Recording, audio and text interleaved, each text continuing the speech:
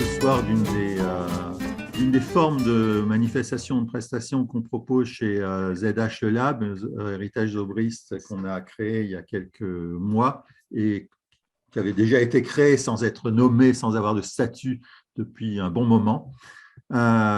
Et donc, une fois par mois, on fait en particulier cette réunion avec qui le souhaite pour pouvoir discuter en alternance, soit avoir des présentations de livres intéressants, soit de tester ensemble des outils de management, des outils d'intelligence collective, soit avoir des présentations comme celle des témoignages et des présentations comme celle d'Emmanuel France ce soir, comme Jean-François Zobrist qui régulièrement est là, qui ce soir n'est pas là. Tiens, c'est étonnant. Voilà, il est la plupart des fois là. Et donc, c'est quelque chose qui existe depuis avril 2020. Donc, je ne vais pas rentrer dans le détail de tout ce qu'on a fait, mais on essaye d'avoir des thèmes assez variés, assez intéressants et sur lesquels, surtout, on peut avoir généré un certain nombre d'échanges, sachant que tout ça, les comptes rendus sont désormais dans le site ZH Lab. Donc, il y a un onglet avec Demain l'entreprise et tous les comptes rendus qui sont à l'intérieur de ça. Aujourd'hui, le leadership aligné, ça nous tête corps cœur. Ça m'a semblé très intéressant de pouvoir entendre Emmanuel qui a une vraie vision sur comment le fait d'être bien avec soi pour un dirigeant amène peut-être l'entreprise à être bien avec elle, en tout cas qu'il y a quand même des liens très forts et que c'était bien pour tout le monde. Donc, tu nous en parleras mieux que ce que je ne le présente là, Emmanuel. Et puis, la fois prochaine, le 19 mai, notez-le déjà, un témoignage d'Alexandre Gérard qui a transformé complètement l'entreprise Chronoflex, qui a écrit un bouquin, Le patron qui ne voulait plus être chef, qui intervient avec une boîte qui s'appelle Innovon et qui travaille vraiment dans la philosophie de l'entreprise libérée. Ce terme n'est pas très joli, parce que c'est plutôt la libération des énergies que la libération de tout dans l'entreprise. Et donc, je pense que ça peut être aussi assez passionnant le 19 mai. Et si vous inscrivez, on a un petit groupe qui s'appelle Demain l'entreprise dans LinkedIn. Et si vous y inscrivez, j'y mets aussi des invitations systématiques et ça permet que vous soyez invités de manière relativement facile. Je passe directement dans le vif du sujet. Notre bel Emmanuel sur ce slide. Donc, ostéopathe, psychothérapeute, executive coach, mentor. Emmanuel, est-ce que tu es de nouveau figé?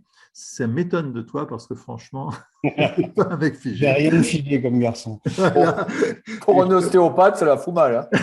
Oui, mais c'est peut-être pour montrer qu'à la fin peut-être que de la conférence, peut-être qu'il aura défigé son Internet. Écoute, je te passe la parole du coup. Et n'hésite pas à me dire d'avancer sur les slides, de reculer, etc. Et n'hésitons pas non plus à poser des questions si souhaité, sachant que j'essaierai de tempérer les choses de manière à ce qu'on ne bloque pas tout à un certain moment pendant trop longtemps. Oui, le but du jeu n'est pas forcément de faire une conférence, je veux dire top-down, c'est plutôt d'interagir. Il y a quelques thèmes. J'ai travaillé pour mettre les idées, je dirais noir sur blanc sur le PowerPoint, mais c'est pas forcément quelque chose de trop figé. Est-ce que tu peux passer à la slide suivante du coup? Voilà, le leadership aligné, en fait, c'est un thème que j'utilise depuis très longtemps. J'ai une histoire particulière, effectivement, vous avez vu par rapport à mes métiers, je suis ostéopathe à la base, après des études avortées d'ingénieur. Et puis, au fur et à mesure, je me suis rendu compte que le corps exprimait bien d'autres choses que simplement des éléments physiques. Et donc, j'ai poursuivi par des études de psychothérapeute individuel, de couple, de groupe, sexothérapeute. Et puis, j'ai trouvé évidemment, au bout de quelques temps, que ce n'était pas tout à fait complet. Et donc, c'est là où j'ai travaillé plus spécifiquement autour de l'entreprise et de l'accompagnement des dirigeants avec des études en neurosciences appliquées sur l'accompagnement du coaching et le mentoring. Et donc, ça me donne une certaine ouverture sur l'individu, sur ces trois aspects-là.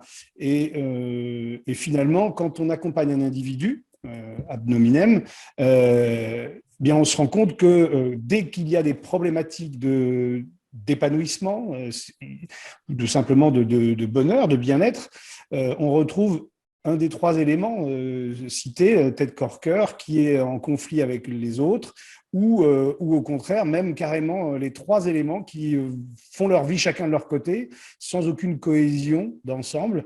Et le premier travail dans mon accompagnement, c'est d'essayer de groupir un peu tout ça et de redonner.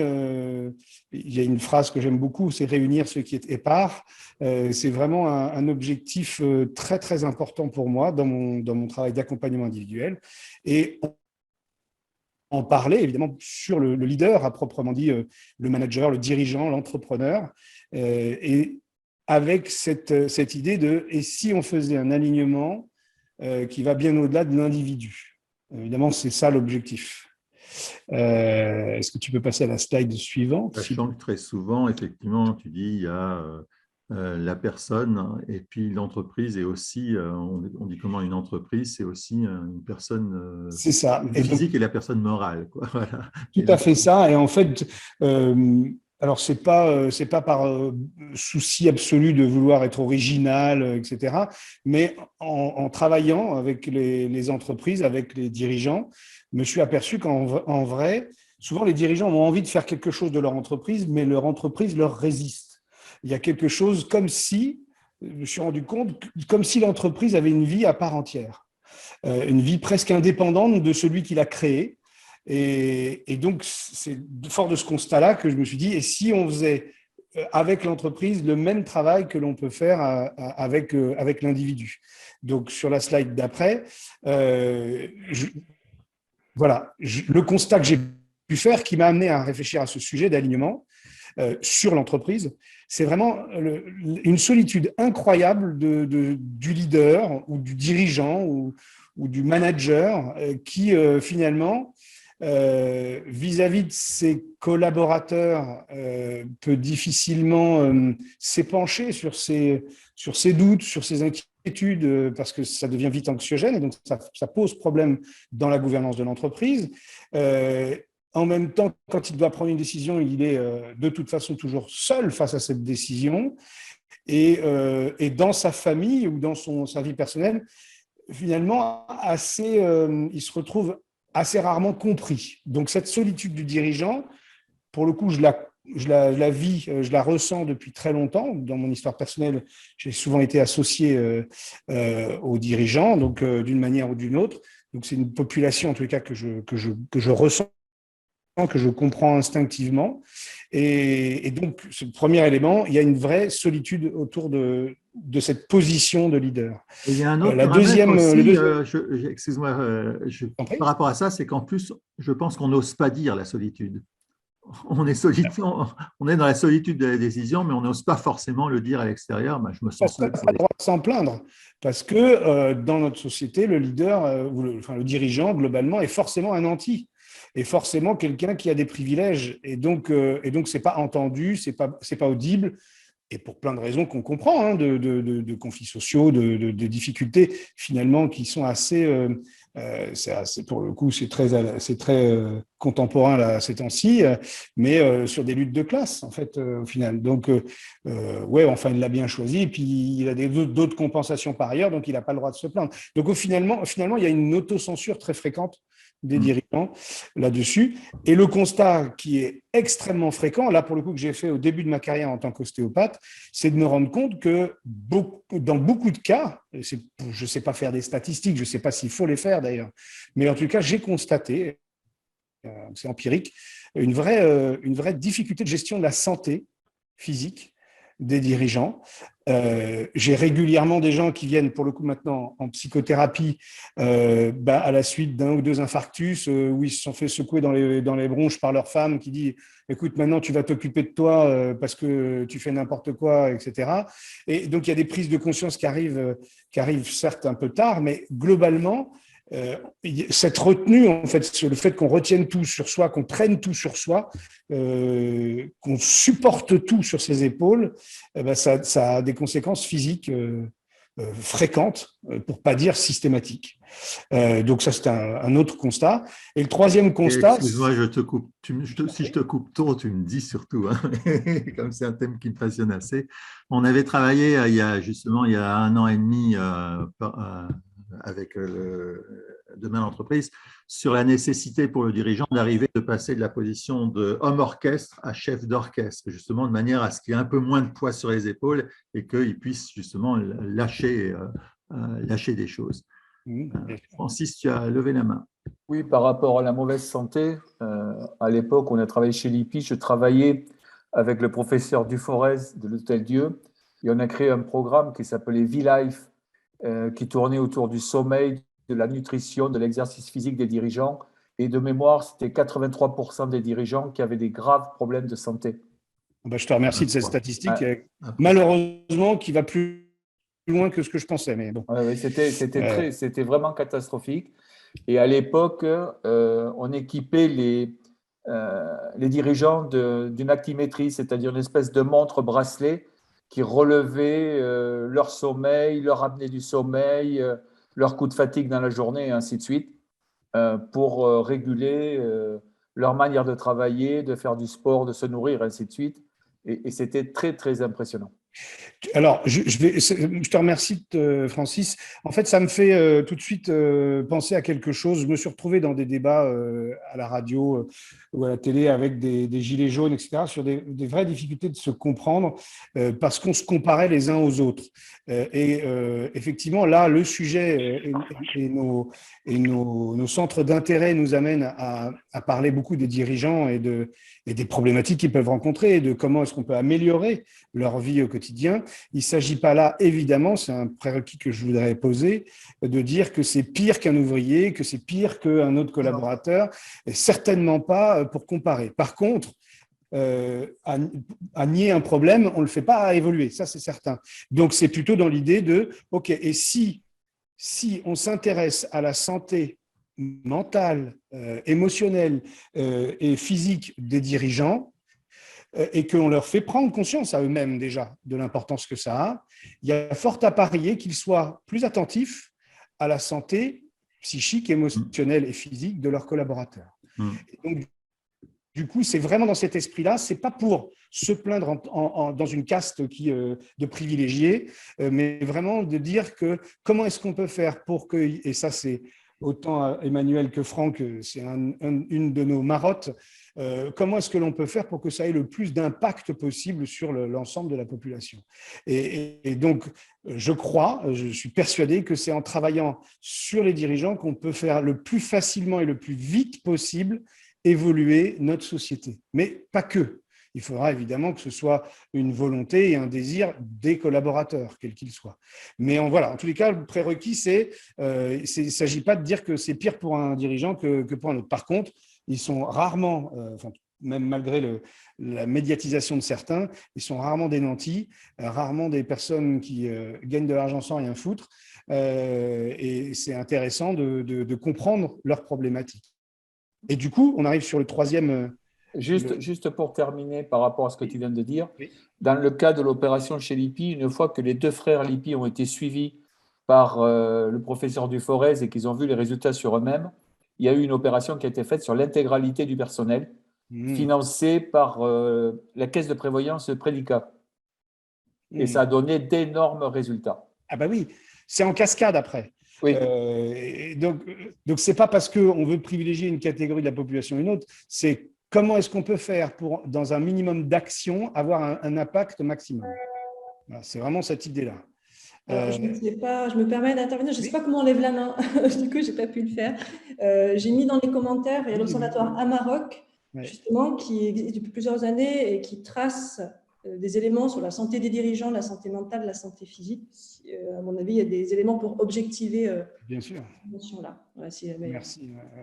Oui, merci. Et donc, le troisième élément, c'est, et là, je m'en rends compte également en accompagnant des dirigeants en psychothérapie, c'est de voir à quel point je marque sur le slide une vie personnelle pauvre. Alors, ce n'est pas un jugement, mais c'est de se rendre compte déjà cette espèce de de dissociation, pour ne pas dire de quasi-schizophrénie entre la vie personnelle et la vie professionnelle de beaucoup de dirigeants.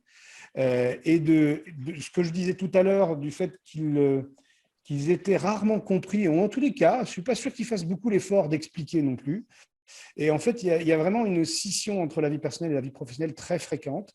Et puis, c'est ce qu'on appelle, pour beaucoup de dirigeants, par nécessité, pas forcément par choix, même s'ils s'y enferment, des no-life. C'est-à-dire que régulièrement, des gens qui sont dans une intensité de travail en termes de temps passé, en termes de complexité, qui fait que quand ils arrivent à la maison, ils sont absents, souvent, relationnellement parlant. Et puis, la perte de sens sur lequel on reviendra un petit peu après. Voilà. Donc ça, c'était juste pour poser le pourquoi, parce que figurez-vous que je ne connaissais pas bien l'association, les conférences, donc j'ai repris une ou deux de vos conférences, en tous les cas de vos discussions, et notamment celle sur le pourquoi avec Sinek. Et j'ai vraiment adoré ce livre. Mais en écoutant, c'était qui avait fait le commentaire? Je me souviens plus bien. Je pense que c'est Cyril Auger et Franck. Et Franck, bah oui, c'était exprès que je l'avais dit. Mais en vrai, je les remercie tous les deux parce que j'ai même, je pense, relu le livre tout à fait autrement. Et j'ai appris beaucoup de choses. Et c'est vrai que quoi qu'on fasse, à un moment donné, il faut revenir sur pourquoi. Et en fait, on y travaille énormément en coaching. Vous avez la règle des 5 pourquoi. Quand vous posez 5 fois la question pourquoi, avec beaucoup d'insistance, je peux vous dire qu'on arrive très, très régulièrement sur la pensée racine. Et donc, à un moment donné, il faut savoir pourquoi on s'intéresse à un sujet, pourquoi on verbalise les choses, pourquoi c'est si important pour moi, en tous les cas. Voilà, je voulais vous l'expliquer. Cet alignement tête-corps-cœur. Le sacré 5 pourquoi qui est utilisé en ligne, qui est utilisé dans les entreprises et qui est utilisé, je ne savais pas en coaching, mais c'est évident parce que c'est là qu'on va à la racine. Et ce qui est intéressant, c'est que ce n'est pas tant un élément rationnel qui est recherché, mais un élément émotionnel. Parce qu'à un moment donné, tu ne peux plus tricher avec une formulation mentale, intellectuelle. Au bout du 4e pourquoi, ça devient très compliqué de gruger. Et tu es mis face à ta réalité du sens que tu veux donner à ton action ou à ta interrogation, etc. Donc voilà, c'est une règle assez intéressante. Est-ce que tu peux passer la slide suivante, s'il te plaît? Voilà. Donc, je ne vais pas être très, très long sur cet alignement pour soi que vous connaissez probablement tous. Le pourquoi de Sinek, on en a parlé un petit peu, c'est redonner du sens à sa vie. On parle très souvent en coaching de la notion de mission de vie. J'aime beaucoup ça, cette notion-là. Elle n'est pas si évidente à comprendre parce que la mission, c'est vraiment ce qui nous prend aux tripes, ce qui nous donne de la motivation, même dans les situations les plus complexes. Et pour être tout à fait sincère, je pense vraiment qu'il n'est pas possible de déterminer unilatéralement, tout seul dans son coin, sa mission de vie. On a besoin d'aide. Parce que sinon, on va avoir une tendance, comme beaucoup de choses, à la mentaliser, à l'intellectualiser, et ce sera probablement assez éloigné de la réalité de notre ressenti profond. La notion de cohérence, qui est extrêmement importante pour moi, c'est-à-dire que il y a les fameuses phrases « no job in job ». Bon, c'est marrant parce que pourtant, le nombre de mariages à l'intérieur d'une entreprise, c'est hallucinant. En gros, il faudrait séparer totalement la vie personnelle de sa vie professionnelle. Presque même, j'avais fait une formation sur LinkedIn sur les émotions au travail. En fait, on se rend compte que les gens, l'injonction implicite, c'est « ne ramène pas tes émotions et tes sentiments dans le travail ». Et ça, c'est proprement schizophrénique, parce que c'est impossible, on ne peut pas faire ça.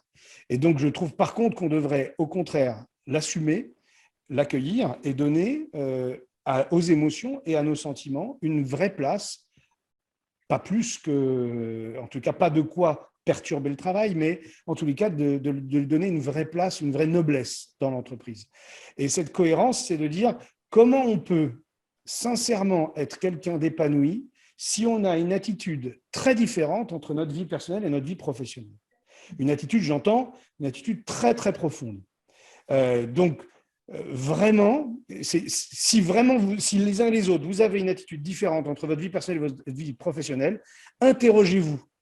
La question est de savoir laquelle est la vraie, s'il y en a une de vraie, Et si les deux sont vrais, comment je fais pour rendre cohérent et finalement être un individu entier, unique, à travers ces différentes postures-là. Et donc ça, c'est un travail qui, pour le coup, est presque psychothérapeutique, vraiment, qui nous permet de nous interroger sur nous-mêmes. Mais je crois que c'est très important en tant que leader, parce qu'on est, là je le marque après, la valeur d'exemplarité dans cet humanisme-là. En fait, on est sous les projecteurs. On est en permanence sous les projecteurs de tous nos collaborateurs quand on est un dirigeant, ou même quand on est un manager. Et donc, finalement, je crois que cette exemplarité, c'est quoi? C'est je ne peux pas être parfait. Par contre, je vous promets d'être humain quelque part. Je vous promets d'être moi-même. Et si je n'y arrive pas, au moins, je vous assure que je suis en recherche. Et donc, en faisant cela, j'incite l'autre à être finalement à l'aise avec l'idée de ne pas être parfait, à l'aise avec l'idée d'être différent de moi, etc. Et comment je peux le valoriser. Donc, en fait, cette exemplarité, elle nécessite, sur la première phrase là, de devenir sa propre priorité. Alors, j'ai mis entre parenthèses, est-ce que c'est de l'égoïsme, ça? C'est intéressant parce que souvent, on confond ces notions-là. Et l'égoïsme, dans la définition, c'est quelqu'un qui ne pense qu'à lui. Ce n'est pas ce que je dis. Je ne dis pas de ne penser qu'à soi. Je dis de penser en priorité à soi. C'est-à-dire de valider. On pourrait même parler d'écologie individuelle. Je veux dire, si tu dois faire 2 heures de route le matin, 2 heures de route le soir, t'investir, ne pas manger, etc., le travail et le week-end à un moment donné, cette écologie-là est tellement toxique et néfaste pour l'individu qu'on est, que notre système, au final, ne peut pas fonctionner. Même s'il vivote pendant un temps, à un moment donné, ça va craquer quelque part. Et moi, ce que j'ai bien aimé aussi dans Sinek, et ce que tu reprends quelque part là, c'est que tout ça, donner du sens à la vie, le pourquoi, etc., ce n'est pas de l'intellectualisme et c'est vraiment un impact très fort sur les hormones, c'est-à-dire sur les sérotonines, je ne connais pas, mais c'est vraiment un impact biologique, tout ça. On n'est pas dans l'intellectualisme. Alors, toi, tu le dis biologique parce que c'est ton côté ingénieur qui revient au galop et que je salue ici. Le biologique amène à un comportement et à un ressenti, c'est-à-dire à l'émotion. Évidemment, tu peux décrypter les 4 émotions de base dont tu parlais tout à l'heure, tu peux les décrypter au regard des hormones. Bon, moi, ce n'est pas ça qui m'intéresse. Ce qui m'intéresse, c'est ce qu'elle véhicule elle-même en tant que relation, puisqu'on est des êtres sociaux. Mais au final, on dit la même chose. On dit que ce n'est pas dans le mental que l'on trouve la clé. Par contre, le mental nous permet d'arriver à la clé. Et donc, grâce au mental, de se considérer comme sa propre priorité dans sa vie, c'est fondamental, de par l'exemplarité, de par simplement le sens que l'on donne à notre propre mission de vie et donc, du coup, à la mission de l'entreprise. Voilà, ça paraît évident, en tous les cas, cet alignement-là. Donc, c'est ça que je voulais définir. Alors, évidemment, on pourrait en parler. Oui, vas-y, passe sur l'autre slide. On pourrait en parler longtemps. J'ai repris, pour le coup, 2-3 phrases qui me paraissent rigolotes à rappeler. Un corps sain dans une tête bien faite, ça paraît évident, mais pour le coup, ce n'est pas tout nouveau. Ça date de l'Antiquité. Et déjà, c'était quelque chose qui était… et ils n'avaient pas le même rythme de travail que nous aujourd'hui, en tous les cas, pas sur le travail intellectuel ou le travail de dirigeant. Et puis, mieux vaut une tête bien faite qu'une tête bien pleine de Montaigne. Comment est-ce que je l'interprète par rapport à l'alignement tête-corps-cœur? Une tête bien faite, c'est justement cet alignement entre ces 3 éléments-là, plutôt que simplement être dans la compétence en permanence, dans tous nos savoirs que l'on accumule. Ce n'est pas parce qu'on a un puissance qu'on est un bon leader. Parfois même, vous avez des leaders qui sont extraordinaires à suivre et qui sont moins brillants intellectuellement que leurs collaborateurs. Ça ne pose aucun problème. Parce que ce n'est pas ça qui compte. En tous les cas, c'est cette espèce d'alignement que certains ont de manière instinctive. Là, on le décortique pour l'exercice, mais voilà, c'est vraiment cette idée-là. Donc, quand on est un individu, quel qu'il soit, et à plus forte raison quand on a des responsabilités qui impliquent beaucoup de personnes en dessous, connaître et comprendre ces blessures, ça nous permet, alors d'abord, d'être un peu mieux dans sa vie au fur et à mesure de notre évolution, mais surtout de maîtriser son ego. Parce qu'on se rend compte qu'on a un certain nombre de, comment je pourrais dire, en étant, je ne sais pas si j'ai envie d'être poli. En fait, pour moi, il y a deux types. Il ne faut pas être poli. Ben ouais, voilà, donc j'y vais. Pour moi, il y a deux types de leaders. Il y a le leader qui sait tout mieux que tout le monde, qui a tout compris, toujours mieux que les autres, et au final, qui n'écoute personne.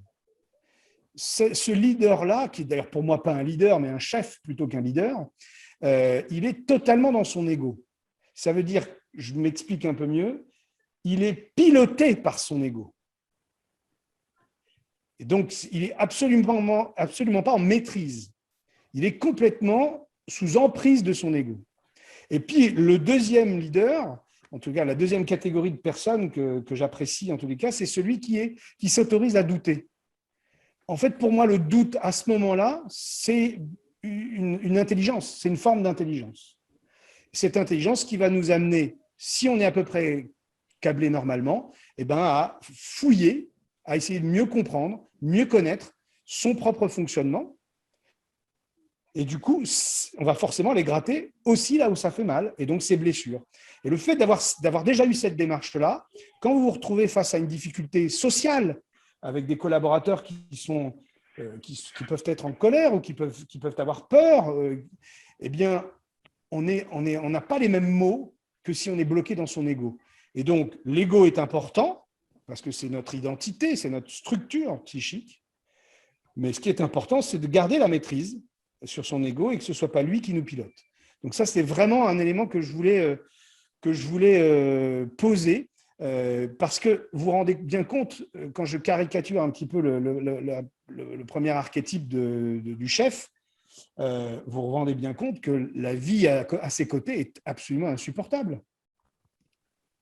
Et donc, ça a des conséquences, évidemment, sur le business, et donc sur la pérennité de l'entreprise, et donc ses résultats. Donc, si on veut vraiment aller au bout du bout de l'optimisation de la performance, le facteur humain n'est pas une variable d'ajustement. C'est l'élément clé. Francis, tu avais une question ? Oui, j'ai une question pour Emmanuel sur ton proverbe latin. Le mens sana en majuscule, c'est volontaire? Parce que normalement, c'est anima sana, incorpore sano. Écoute, mens, c'est la pensée, le corps, c'est anima. Oui. Ou c'est un lapsus volontaire? Non. C'est l'âme. C'est l'âme. Anima, c'est l'âme et mens, c'est le cerveau. Donc, ce n'était pas volontaire. D'accord. Bon, voilà. Bon. Je ne peux pas te dire mieux. Mais c'est pas mal. Voilà. Mais voilà. Cette notion d'âme, elle est discutable parce qu'elle met en jeu une notion de spiritualité dont on va parler juste après, et parce qu'elle intègre une autre dimension que la dimension rationnelle. Là. Cette notion d'ego, Emmanuel, elle est effectivement critiquable et dangereuse, et en même temps, pour le patron qui n'a pas forcément tout à fait confiance dans toutes ses capacités, c'est quelque part un refuge de se dire j'ai de l'ego et c'est moi qui impose. Je trouve que c'est difficile de faire lâcher l'ego parce que l'ego est un refuge pour certains. Mais tu vois, c'est juste ce que tu dis. Mais en fait, je ne cherche pas à faire lâcher l'ego. C'est juste une histoire de pouvoir.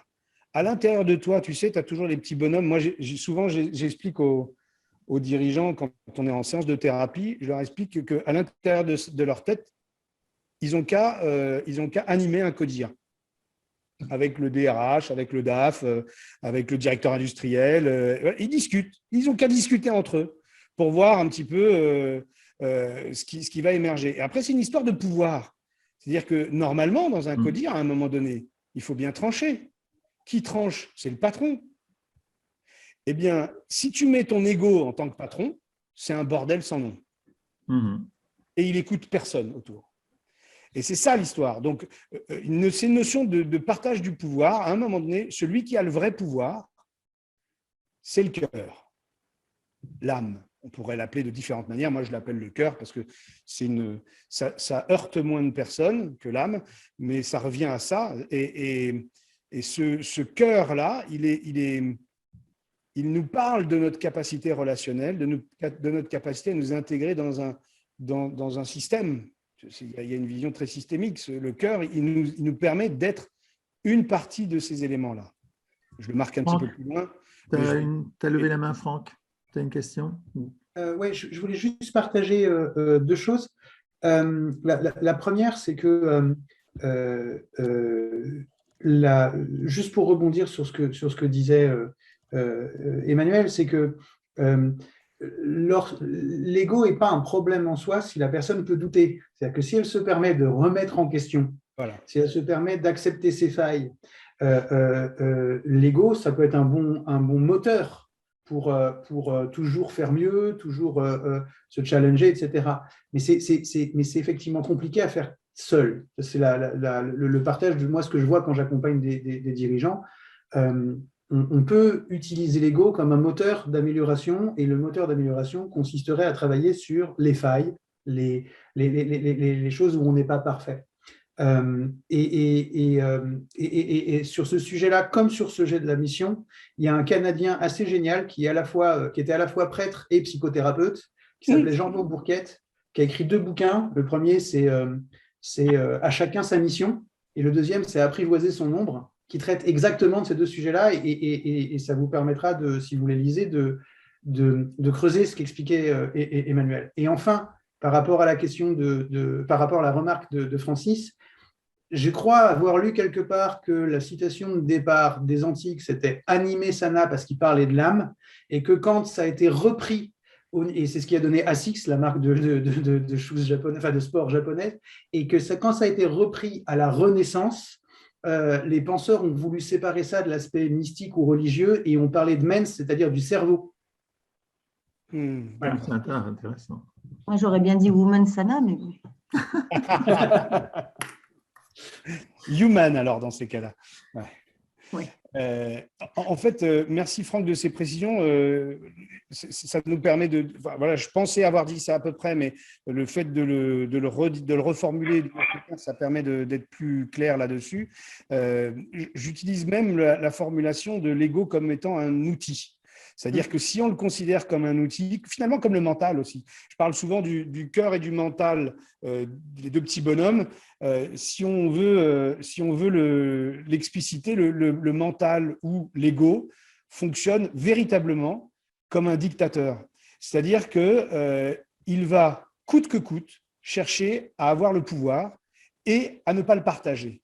Et donc, quand il a le pouvoir, l'ego, eh bien, il va écraser le cœur ou l'âme en permanence. C'est-à-dire que cette lutte, elle va être dans ce sens-là. Et à contrario, vous avez le cœur, le petit ange, là, le deuxième personnage à l'intérieur de nous-mêmes. Ce cœur, il est un peu, je le qualifie de peace and love des années 70. C'est-à-dire qu'en fait, lui, il n'en a rien à foutre du pouvoir. Ben, l'autre, il veut le pouvoir, on va lui laisser. C'est pas grave, moi, je m'en fiche. Donc, lui, il ne va pas chercher naturellement à avoir le pouvoir. Et donc, du coup, c'est à nous, dans notre conscience, pour le coup, à valoriser et à monter le cœur au pouvoir. Et ce qui est très intéressant, je vais faire une métaphore politique, puisque ce n'est pas du tout la période, il aurait une tendance, ce cœur, quand il arrive au pouvoir, à fonctionner instinctivement, un peu comme la Ve République devrait fonctionner normalement, en travaillant pour donner le cap, la stratégie globale, et en mettant à son service le mental comme Premier ministre. Et là, d'un seul coup, le système fonctionne beaucoup mieux. Surtout, fait émerger une véritable identité de l'individu. Et du coup, c'est complètement optimal comme fonctionnement. Alors, évidemment, c'est très schématisé, c'est forcément faux puisque c'est schématisé, mais ça vous donne une idée de ce que l'on peut être amené à faire modifier dans une personne, avec son accord, pour que l'ego ne prenne pas tout ce pouvoir-là. Voilà. Si je ne sais pas si ça a complété ce que disait Franck, mais voilà. Je ne peux pas lever la main, je suis désolée, je n'ai pas levé la main, donc je lève le pouce. Vous avez déjà quelque chose. L'ego, effectivement, c'est bien toujours de le définir. L'ego, c'est notre interface avec le monde. Donc, c'est vrai que je rejoins tout ce qui a été dit là. Si on dit qu'il ne faut pas d'ego, mais en fait, s'il n'y a pas d'ego, il n'y a pas de contact avec l'autre. L'ego, il se construit comme à partir de nos blessures. Donc, c'est un système de défense. Et c'est pour ça que quand on veut ne plus avoir d'ego, il faut regarder un peu ce qu'on enlève. Et là où je rejoins ce qui vient d'être dit ici par vous, c'est que au service de quoi est l'ego? Et donc, quand il est au service du cœur, là, on touche effectivement la dimension identitaire.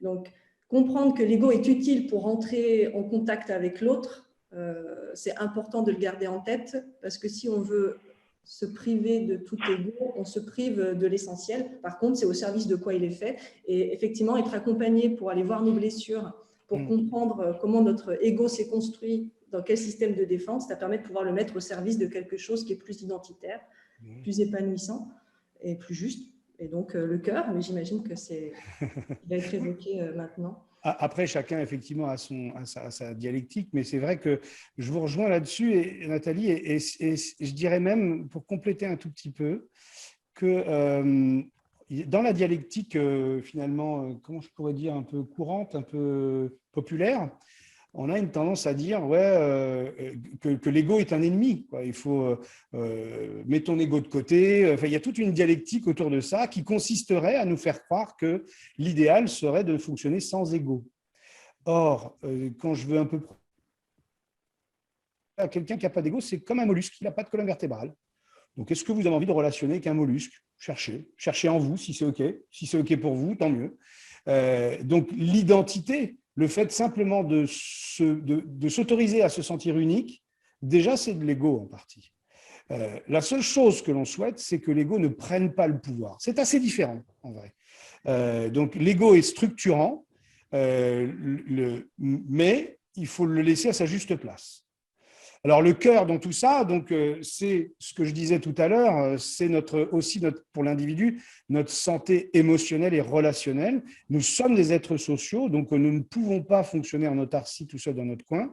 Et donc, notre cœur, c'est aussi, parce qu'on lui a donné pas mal de définitions depuis tout à l'heure, c'est aussi l'altérité. C'est aussi intégrer et accepter l'autre. Voilà. Alors, qu'est-ce qu'il dit? Monter à mes couilles. Merci, Franck. Alors, celle-là, elle me fait bien rire. C'est pas moi, c'est Grand Corps Malade, mais ça parle exactement de ça. Exactement, oui. Mais tu remarqueras qu'en l'occurrence, on résume le corps à ses couilles. Donc, c'est intéressant quand même. Ça, c'est Grand Corps Malade, mais c'est exactement la dialectique que tu expliquais avec les petits bonhommes. Voilà.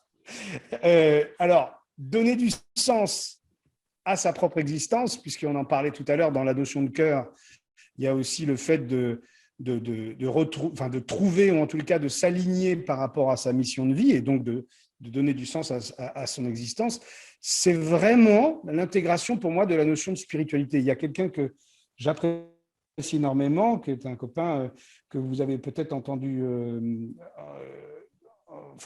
celui qui a créé les leaders éclairés. Je ne sais pas si vous avez en notion. Et puis d'un seul coup, évidemment, comme c'est un copain, son nom m'échappe. Mais bref, ce n'est pas très grave, je le retrouverai après. Et il a sorti un bouquin sur le leadership spirituel. C'est très, très intéressant parce qu'on va pousser un petit peu la notion de spiritualité, qui est un gros mot qu'on n'utilise quasiment jamais, finalement, dans l'entreprise, parce qu'elle est associée à la notion de religion. Et que c'est Pierre Moniz Barreto, non? Non, pas du tout. D'accord, parce qu'il y a le leadership spirituel aussi. Oui, mais attends, ne bouge pas parce que je l'ai forcément à côté. Voilà, Romain Cristofini. Voilà, j'ai son bouquin. Ah oui. Voilà. Romain Cristofini, qui a une très jolie histoire aussi. Et c'est l'intelligence spirituelle au cœur du leadership. Et donc, du coup, cette notion de spiritualité, elle paraît secondaire, ou en tous les cas, oui, c'est la petite cerise sur le gâteau. Et en fait, elle revient à la notion du pourquoi. Donc, en fait, elle est première, elle est primaire, elle est fondatrice de tout notre engagement d'entrepreneur, de dirigeant, de manager, d'être humain. La spiritualité, c'est à la fois ce qui est au-dessus de nous, et ça peut être pour certains la religion, en tous les cas dans la notion de croyance, pas dans la notion d'organisation. mais c'est aussi tout ce qui donne du sens à mon existence, à ma vie, à mon action, à mon intégration dans ce tout. Et donc, vous comprenez bien qu'un patron qui n'aurait aucune spiritualité, qui se fout complètement de ce qu'il y a après lui, au-dessus de lui, autour de lui, ben finalement, il perd tout intérêt humain, tout humanisme.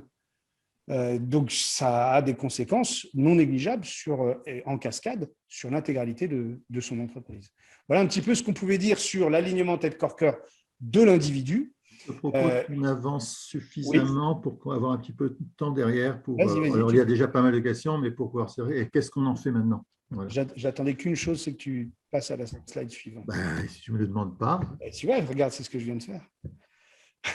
Donc ça, on va passer rapidement parce qu'on l'a déjà pas mal dit. Prendre soin de soi en priorité pour mieux prendre soin de son entreprise et de ses collaborateurs. Donc ça, c'est ce qu'on a déjà dit. Donc ça veut dire que cet alignement pour l'entreprise, on va voir cet alignement tête-corps-cœur, ce que ça représente sur l'entreprise. Valoriser la notion de raison d'être de l'entreprise, c'est très récent. Et pour une fois, je dirais que la loi est en avance par rapport à la société, par rapport en tous les cas à la majorité des entreprises. Donc, cette notion de raison d'être, elle dit, en fait quand tu discutais, Franck sera à qui je fais référence, mais il y a certaines personnes de ma famille avec qui je discutais et qui me disaient, de toute façon, le seul but d'une entreprise, c'est de gagner du pognon. Bon. Et ce n'est pas complètement faux. J'étais en peine de dire que c'était faux. Mais si c'était que ça, quelle pauvreté! Quel désintérêt pour moi. Et le législateur, sous la pression de certains think tanks, dont certains dont j'ai fait partie, la Fabrique Spinoza et beaucoup d'autres, ont fait inscrire dans la loi Pacte cette notion de raison d'être de l'entreprise, qui était déjà un petit peu dans l'inconscient collectif, qui fait que non, l'entreprise n'est pas seulement là pour elle-même, elle a un rôle sociétal. Et elle a vraiment une mission au-delà de la notion de la rentabilité. C'est comme si vous disiez, la raison de vivre d'un être humain, c'est de manger. Heureusement que ça peut être autre chose. Par contre, c'est simplement qu'il y a une telle angoisse sur le fait que si une entreprise ne gagne pas d'argent, elle meurt, qu'on en a cru que c'était un objectif. Alors que absolument. C'est une nécessité, mais l'objectif n'est pas… Voilà, Emmanuel. Est-ce que c'est nécessaire que l'entreprise soit rentable? Bien sûr. C'est plus que nécessaire, c'est vital. Et d'ailleurs, comme un individu, est-ce que c'est nécessaire de manger? Essaye de ne pas manger. Hein. Globalement, ça ne se passe pas bien au bout d'un moment. Mais pour autant, est-ce que c'est notre raison d'être? Non. Dans notre mission de vie, et pareil dans la mission de vie de l'entreprise, il y a quelque chose qui transcende les besoins, même s'ils sont vitaux. Et puis, le leadership spirituel, c'est vraiment cette notion d'intégrer l'individu dans un tout, et il n'y a pas de hiérarchie à positionner entre le tout et l'individu. Moi, ce qui me surprend dans le leadership spirituel, c'est que c'est vraiment quelque chose qui est en train de croître de manière forte. À HEC, il y a des chaires sur le leadership spirituel. C'est vraiment quelque chose qui est en train de monter et c'est assez nouveau quand même. Et je trouve ça assez intéressant. Ok, oui, c'est vrai. Alors, passe à la slide suivante, s'il te plaît, Emmanuel. Alors, la tête-corps-cœur pour l'entreprise, qu'est-ce que ça pourrait être? C'est une proposition, bien sûr, hein, mais en tous les cas, je vous explique comment j'accompagne les gouvernances d'entreprise, parce que je me limite, moi, à l'accompagnement de la gouvernance et pas de l'ensemble de l'entreprise. Et voilà, j'ai résumé ces 3 éléments, il peut y en avoir d'autres. La tête de l'entreprise, si on la compare à notre psychisme, d'une certaine manière, c'est à la fois notre intellect, à la fois notre mental, à la fois notre ego, à la fois notre identité. Et donc, c'est la gouvernance de l'entreprise, donc son dirigeant et son comité de direction, ou son comité exécutif, le cap qui est fixé, soit par un conseil d'administration, soit par un dirigeant fondateur, etc. Et la stratégie qui est proposée pour avancer, c'est vraiment quelque chose qui Pourquoi j'ai mis ces 3 éléments-là? Parce que la gouvernance ne suffit pas, il faut que ce soit lisible pour l'ensemble des collaborateurs.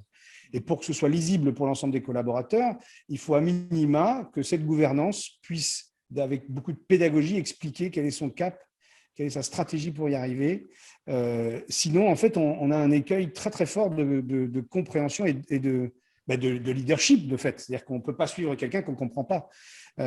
Donc voilà, cette tête de l'entreprise, elle est caractérisée par la gouvernance, par la stratégie et le cap qui est fixé. Le corps de l'entreprise, c'est intéressant parce que au départ, je ne pensais qu'à l'humain. Et en fait, beaucoup de clients avec qui j'ai travaillé sur ce domaine-là m'ont dit « mais non, ce n'est pas tout à fait juste parce que ça, ça fait partie ». Et en vrai, oui, voilà, il y a les collaborateurs, ils font partie du corps de l'entreprise, le corps vivant de l'entreprise, avec cette notion de qualité de vie au travail qui nous permet d'être en bonne santé dans notre corps de l'entreprise. Le lieu de vie au travail, qui est un véritable… On n'imagine pas, si soi-même on est dans un endroit qui est insalubre, par exemple, que notre santé puisse être préservée pour autant. On a la même chose dans une entreprise. On n'imagine pas que les collaborateurs soient dans une qualité de vie au travail optimale si leur lieu de vie au travail, j'insiste parce que je n'aime pas le terme de lieu de travail, mais lieu de vie au travail, si leur lieu de vie au travail n'est pas un minimum correct, on va dire, vivable, mais on sait qu'on peut même favoriser la performance de l'individu simplement s'il se sent bien. Ça peut paraître tout con, mais regardez, quand on mange une viande de Kobe, c'est quoi la différence? Ils ont été massés, souvent au saké, ils ont de la musique tout au long de la journée, etc. Alors, leur travail, c'est de fournir une viande, donc c'est discutable pour les véganes, mais n'empêche que on voit bien l'impact immédiat qu'il peut y avoir sur la qualité de la viande. Et donc, en fait, ce qu'on traduit à travers ça, c'est sur ce qui se passe à l'intérieur de notre corps quand notre lieu de vie est placé sous le signe non pas de l'efficacité de la performance, mais est placé sous le signe du bien-être. Alors, il ne s'agit pas forcément de mettre des salles de sieste tous les 10 mètres, mais en tous les cas, de tenir compte de cet élément-là. Il y a des gens qui sont spécialisés, ça émerge beaucoup. Ça a été un effet de mode dans un premier temps, mais en vrai, c'est extrêmement intéressant sur le corps de l'entreprise. Et puis, les produits ou les services que propose l'entreprise fait partie du corps, c'est-à-dire de ce qu'il y a de tangible dans une des raisons d'être de cette entreprise-là. Il me semble aussi qu'il y a tout le système relationnel et organisationnel de l'entreprise qui fait partie du corps et qui est vachement important à mettre en place. Alors, absolument, mais c'est ce que j'appellerais moi l'organisation des collaborateurs. Oui. Oui. Donc ça rentre sous l'égide du collaborateur. Mais je suis d'accord avec toi. C'est à mettre en place, c'est une organisation. Et ça va même plus loin, je rejoins complètement ce que tu dis, Emmanuel. Parce que l'objectif, vous avez des théories sur le management, vous en avez des palettes et des palettes, avec un livre qui sort tous les mois sur un nouveau mode de management. En fait, pour moi, ça n'a pas c'est pas ça l'histoire qui est vraiment intéressante. Ce qui est intéressant, c'est de pouvoir adapter le management à l'identité de l'entreprise. Donc voilà. Donc c'est ce qui nous permet, vraiment de customiser au maximum le management. Et parfois, c'est un management par l'absence, dont on a déjà parlé à plein de reprises. Ça peut être un management plus directif. Parfois, il est adéquat. Ça dépend des circonstances. En fait, plus vous customiserez, plus on s'interrogera sur l'identité réelle de l'entreprise, plus on aura de chance d'être vraiment au plus proche des collaborateurs. Il n'y a pas un système unique, c'est en fonction de chaque entreprise, chaque mission, etc. Tu sais, dans le développement personnel, Emmanuel, on en a déjà parlé, dans le développement personnel, tout le monde va arriver avec sa méthode pour faire en sorte qu'on se sente mieux, machin. Oui, mais vous devez suivre mon programme, qui coûte fort cher, certes, mais qui est le meilleur et qui a les meilleurs résultats. Et en fait, ce truc-là, ça doit nous donner des signaux d'alerte. Dès qu'il y a quelque chose de péremptoire qui impose un système unilatéralement, il faut s'interroger sur sur le bon sens, hein, le paysan à la limite. Est-ce que c'est logique, vu la diversité d'êtres humains, vu la diversité d'entreprises, qu'on puisse systématiser un mode d'organisation humain? Je ne crois pas. Donc c'est ça qui revient dans ce troisième élément de cœur de l'entreprise. Donc c'est la mission de vie de l'entreprise, ce que j'ai appelé tout à l'heure aussi la notion d'identité. Il faut qu'on arrête dans 4 minutes qu'on ait la possibilité de poser des questions. Hein. D'accord. Enfin, 4 minutes. Alors, passe à la slide suivante. Tu connais ma colère, tel que tu le dis. S'il te plaît. Voilà, le leader. Je ne sais même pas si j'ai beaucoup de slides après. C'est la dernière ou… Oui, c'était la dernière. Oui, c'est la dernière. Bon, c'est parfait. Donc, les plusieurs types de leaders, on en a parlé tout à l'heure. Donc, être un leader avant tout, c'est d'accepter. C'est ce que je marque, c'est vraiment pour moi important. Être accepté, d'être en visibilité. On parlait tout à l'heure d'exemplarité. Il faut accepter. Si on n'est pas capable de se mettre en avant, c'est compliqué de devenir un leader. Auquel cas, on a du mal à entraîner les gens derrière nous. On a du mal à être inspirant. Et plutôt que d'imposer, le fait d'inspirer est évidemment préférable pour faire adhérer la majorité. Nécessaire. Voilà. C'est pas laisser faire, c'est inspirer, orienter. C'est pas imposer. C'est ça. Simplement. Mais de toute façon, il faut trancher, il faut accepter l'idée, il faut assumer l'idée d'être amené à trancher. Mais finalement, le résumé de tout ce que l'on a dit depuis tout à l'heure sur le leader aligné, c'est d'intégrer l'idée que en fait, ça commence toujours par soi. Et que sous prétexte d'égoïsme, et probablement d'un côté un petit peu culpabilisant de notre culture chrétienne, eh bien, on a du mal à assumer de commencer par s'occuper de soi, de se mettre en priorité. C'est vraiment très dévalorisé dans notre inconscient collectif. Et pourtant, c'est fondamental, surtout quand on a un rôle, une responsabilité vis-à-vis d'autres personnes. Ces trois éléments, tête, corps, cœur, en fait, quand je disais tout à l'heure réunir ce qui est épars, c'était que tant qu'on est morcelé en nous, on n'a aucune possibilité de pouvoir s'épanouir, de pouvoir être heureux, tout simplement. Voilà. Et la dernière phrase que j'ai mise, c'est être un leader aligné, c'est faire partie d'un tout en soi et autour de soi. C'est vraiment s'intégrer soi comme étant une priorité, mais de ne pas penser que à soi et donc d'intégrer tout ce qui tourne autour de nous. Et notre travail, c'est à lui de s'adapter à notre système de vie et à notre identité profonde. Sinon, on est simplement en train de reproduire des schémas ça ressemble à des moutons. Alors, c'est des moutons intelligents, mais c'est des moutons quand même. Ok, Manuel, merci beaucoup. Moi, en tout cas, ce pourquoi je t'avais demandé s'il pouvait intervenir, parce que vraiment, cette visualisation tête, corps, cœur, je la trouve très imagée. Et si on se pose régulièrement la question, est-ce que ma tête est OK? Est-ce qu'elle va bien? Ou est-ce qu'elle tire tout? Est-ce que mon cœur va bien ou est-ce qu'il tire tout? Est-ce que c'est que mon corps qui compte ou est-ce qu'il tire tout? Ça change déjà pour nous. Et pour l'entreprise, si on réfléchit comme ça, je trouve qu'on a une modélisation qui est vachement intéressante. Jérôme, tu voudrais poser une question? Jérôme Attard. Tu as levé la main. Oui, bonjour. Merci Emmanuel déjà. Après, c'est des questions parce que dans ma tête, dans les choses que vous avez exposées, je trouve que c'était plutôt clair. Donc, je vous remercie de ça. Mais il y a des choses qui s'entrechoquent. Dans votre ou sur ma présentation? Alors, pas sur votre présentation. Comme j'ai dit, j'ai trouvé que c'était clair. Surtout sur la toute dernière partie, là, où du coup, avec tout ce qui a été dit et puis ce qu'il dit à la fin, il y a des choses qui, dans ma tête, s'opposent. Donc, peut-être que vous pouvez m'éclairer. Oui. La première que j'ai notée, c'est aligner le management à l'identité de l'entreprise. J'ai du mal avec cette notion parce que si l'identité de l'entreprise, c'est une structure hyper pyramidale, hyper hiérarchisée, est-ce que je dois forcément, en tant que manager, à l'intérieur, et si mes croyances vont plutôt être centrées sur l'humain et quelque chose un peu plus…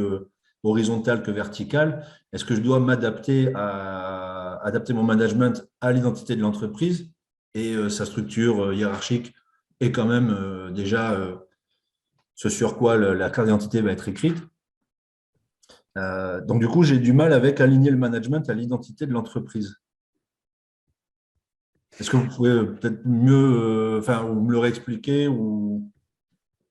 Alors, non seulement je vais l'expliquer, mais en fait, c'est très interpellant comme question parce qu'en fait, la structure d'un management pyramidal vous paraît être un élément identitaire. Or, pour toutes celles que j'ai pu voir, elle n'était en rien identitaire, elle était souvent une espèce de process automatique imposé en général par la gouvernance et qui n'était pas nécessairement ce que l'entreprise voulait ou en tous les cas ce à quoi l'entreprise au sens égrégore du terme, c'est-à-dire l'espèce d'énergie qui émane du tout de l'entreprise, aspirait. Parce que en fait, en amont de cette question qui est très intéressante, se pose la question de l'identité de l'entreprise. Il n'y a pas beaucoup d'entreprises qui ont une identité très formelle. C'est extrêmement compliqué. Comment on définit une identité ? On définit l'identité avec une histoire, mais une histoire partagée par tous. Or, quand l'entreprise a un certain âge, ce n'est pas très simple d'avoir une histoire équivalente. Si vous demandez à un ouvrier qui est là depuis le début, si vous demandez à un patron qui vient d'arriver depuis 2 ans, etc. Et donc, déjà, il y a une notion de cohérence sur l'histoire de l'entreprise. Ensuite, il y a une notion autour du système de valeurs de l'entreprise, mais pas les valeurs qui ont été déterminées ni par le patron, ni par le service marketing pour bien vendre, parce que ça fait bien de mettre telle valeur ou telle valeur. Il s'agit des valeurs réelles de l'entreprise. Comment on fait émerger les valeurs réelles de l'entreprise ? C'est certainement pas l'entreprise qui peut toute seule les donner, comme pour un individu. Parce que si l'individu, si vous me dites, voilà, j'ai réfléchi, mon système de valeurs, c'est ça et ça et ça, en fait, c'est votre mental qui pilote. On revient sur la notion d'ego et on a peu de chances de tomber sur la réalité de vos valeurs, celles qui vous prennent aux tripes. Et quand on a un tiers en face de nous qui nous aide à faire émerger notre système de valeurs, on a en général quelque chose qui est plus proche de la vérité. Tout à l'heure, dans les interventions écrites, il y en a un d'entre vous qui parlait de la notion d'authenticité. Cette authenticité, elle demande, elle impose de ne pas être tout seul dans son coin, finalement. Parce que c'est l'autre qui va nous permettre d'être authentique, c'est-à-dire de nous regarder dans un miroir, en fait. Le troisième élément qui constitue l'identité, c'est la notion de mission dont on a parlé tout à l'heure. À quoi sert cette entreprise ? Ok, elle sert à gagner de l'argent, elle sert à faire en sorte que les actionnaires puissent se remplir les poches. Ok, mais est-ce que c'est ça l'objectif de l'entreprise ? Et en fonction du service qu'elle propose ou du produit qu'elle vende, qu'elle produise, eh bien, on va pouvoir déterminer une vraie mission. Une fois qu'on a déterminé cette identité, et vous voyez, le prérequis, c'est vraiment d'être en face de cette identité d'entreprise. Une fois qu'on détermine ce système de valeurs vrai, la mission de vie de l'entreprise, au-delà de la simple fabrication de son produit, et une clarification sur l'histoire de l'entreprise, ben en fait, probablement que dans la plupart des entreprises, on ne pourrait pas appliquer un système pyramidal strict et rigide comme vous suggériez. Oui, je suggérais, alors pyramidal, c'était un peu pour schématiser et illustrer le côté super hiérarchique où il faut demander toujours l'autorisation, où c'est toujours descendant et jamais mais précisément, quand on est dans ce système-là, Jérôme, il y a 2 questions. La vraie question, c'est est-ce que le système est évolutif ou pas ? Si toute la gouvernance est complètement ancrée sur ce système-là, vous savez, je vous le dis à l'avance, et c'est gratuit, comme dirait l'autre, ça ne sert à rien de rester dans cette entreprise-là, parce que de toute façon, si vous n'aimez pas ce fonctionnement-là, militaire, vous n'avez aucune chance de vous épanouir. Mais la deuxième question qui me vient tout de suite, c'est quand même étonnant que du coup, vous soyez allé dans cette entreprise-là. Je ne parle pas de vous, mais comment vous vous retrouvez là-dedans ? Et si vous faites votre démarche personnelle, comme on le disait tout à l'heure, d'introspection un minimum sur votre identité à vous, et que vous avez très rapidement à identifier que vous n'êtes pas en cohérence avec le système dans lequel vous êtes, c'est absolument impossible d'y rester. Humainement, c'est pas possible. Ce qui est intéressant, et c'est ce que j'ai peut-être pas entendu tout à l'heure, c'est le plus important, Alors, il faut adapter le management à l'identité de l'entreprise, mais évidemment, le prérequis, c'est faire un gros travail sur l'identité de cette entreprise, son système de valeurs. C'est ce que vous dites. Ben, c'est premier pour moi. C'est-à-dire que quand on commence à accompagner une entreprise, comme quand on commence à accompagner un individu, en fait, que ce soit en thérapie ou en coaching, en fait, les postures sont un peu différentes, mais au final, ça revient au même. On sert de miroir. Et donc, notre boulot, c'est de renvoyer ce miroir. J'ai en tête une entreprise que j'ai commencé à accompagner. On a arrêté la collaboration parce que j'étais trop violent. Je ne suis pas un méchant, Emmanuel, il me connaît.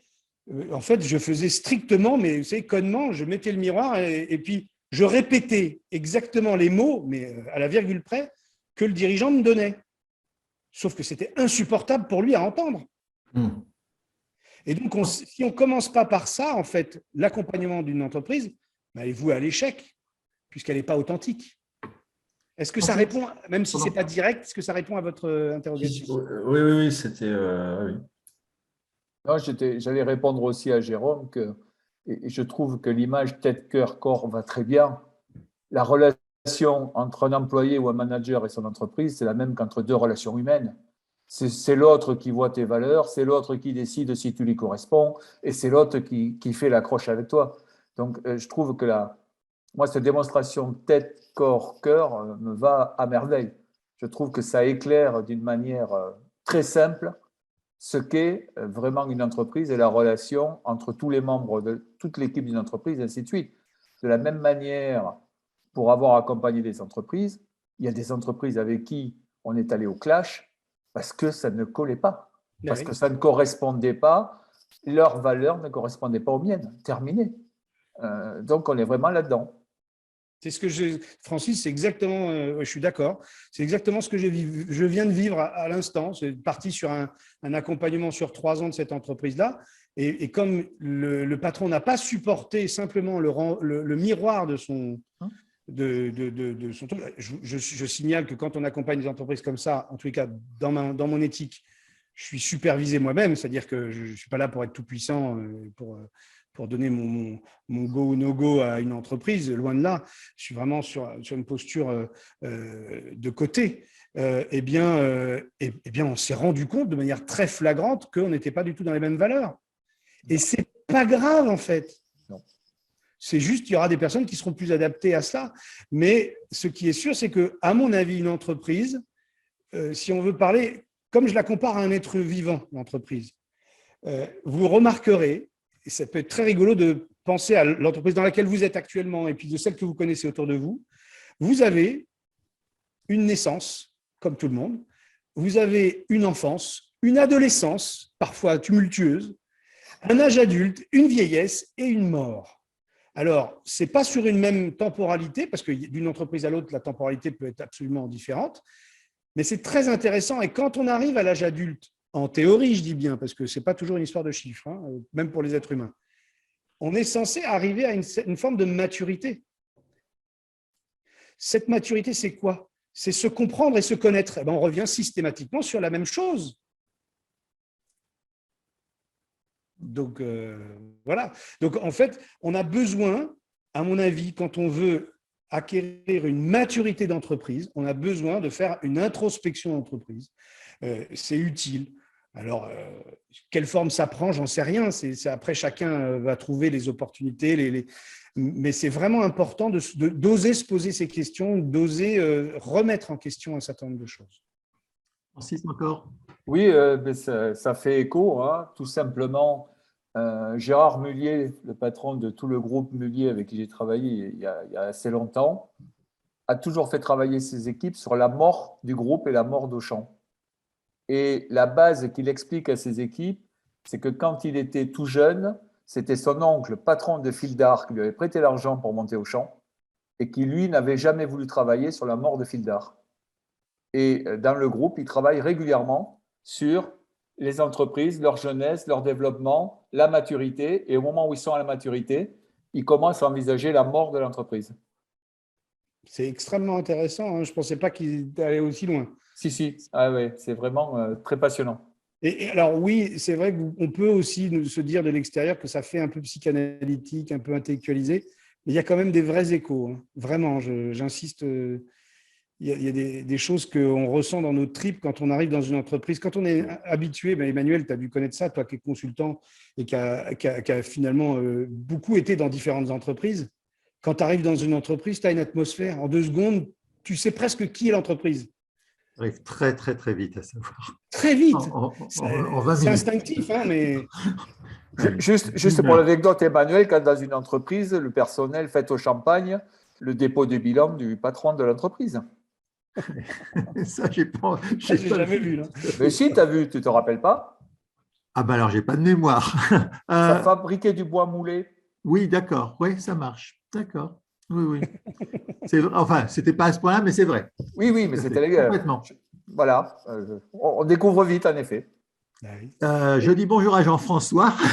Oui, excuse-moi, mais… J'ai raté une grosse part, mais tu auras le replay, mais c'était passionnant. Et Emmanuel, voilà, nous a fait quelque chose.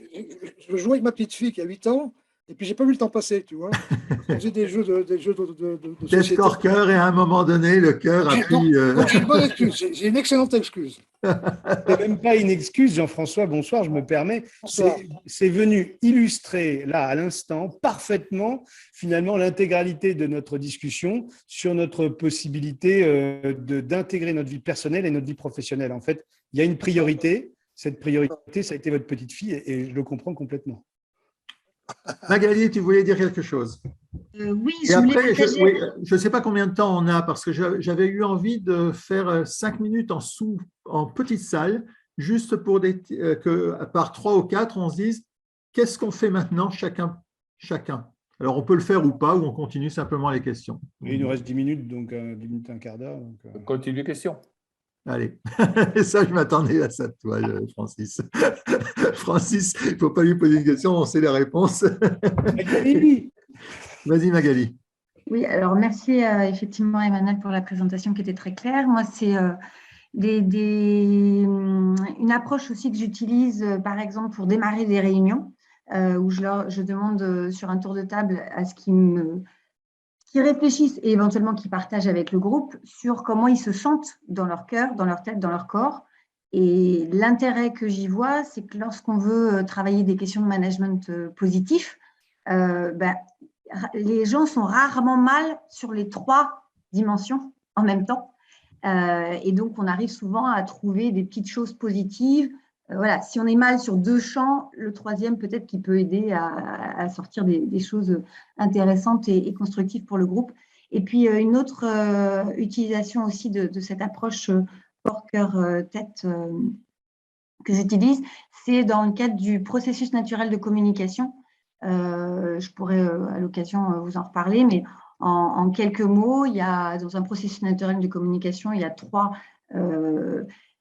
étapes, on va dire, sur la partie réception et 3 étapes sur la partie intervention et là où on agit. Et en fait, par exemple, au niveau sensitif corps, on va d'abord percevoir le message, ensuite on va, dans le niveau intellectuel tête, le comprendre. Dans le niveau affectif cœur, on va être sur la question de choisir, évaluer les options et à un moment donné choisir.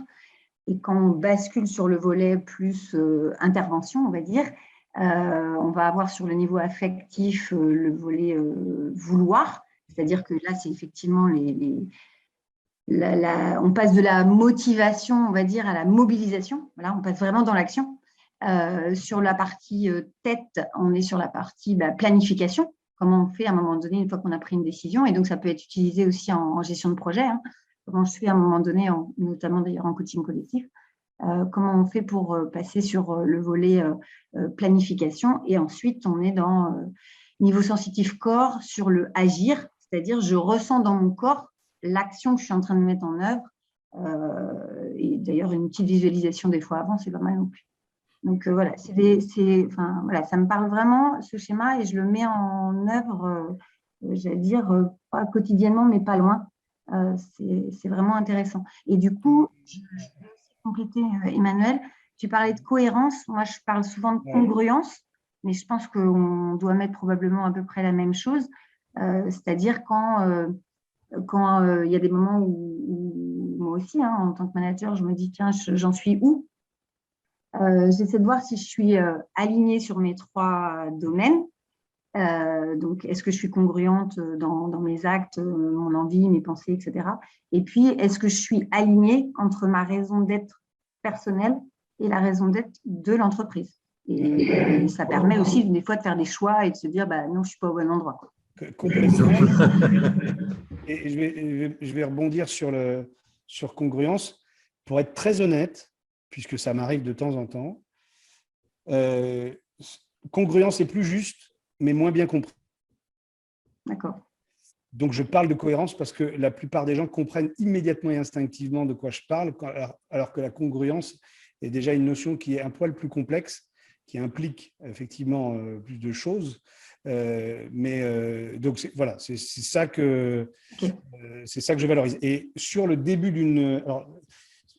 ce que vous disiez est extrêmement intéressant sur votre début de réunion, parce que c'est comme ça que je commence finalement chaque séance de coaching ou de psy.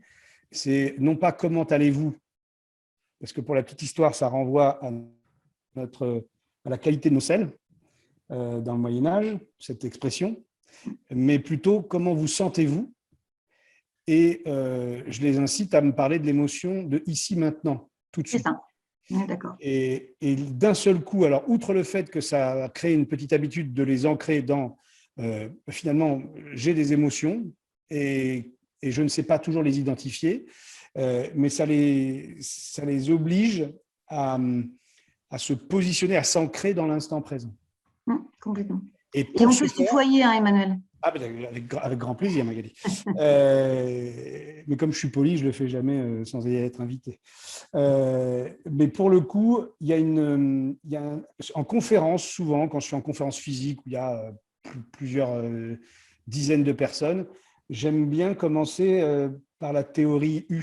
Je ne sais pas si quelqu'un connaît ce travail-là. En tous les cas, sur notre capacité, est-ce qu'on écoute pour argumenter? Est-ce qu'on écoute pour penser, pour contredire l'autre? Est-ce qu'on écoute pour se connecter à l'autre, etc. Vous avez tout un niveau, d'un degré de capacité d'écoute, en fait, qui va obliger chaque personne à se positionner vraiment sur ce qu'il veut faire de cette réunion ou de cette conférence.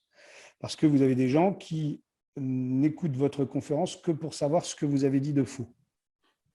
C'est comme le débat d'hier.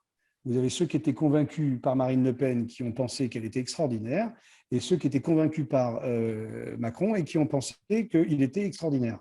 Ce n'est pas ça qui nous fait avancer le débat. Ce que j'avais appris de consultant et ce que j'essaye de faire, c'est de dire, dans ce que je dis, prenez la partie intéressante et vous laissez de côté le reste. C'est effectivement ne pas s'ancrer sur s'opposer ou prendre tout, etc. Nathalie, tu voulais dire quelque chose et après Francis de nouveau. J'avais une question, j'ai réussi à lever la main, donc ça c'est chouette. Bravo. J'ai appris quelque chose. J'ai appris plein de choses, mais je n'ai pas appris que ça. Donc effectivement, il y a ces approches, l'élément tête-cœur-corps qui émergent.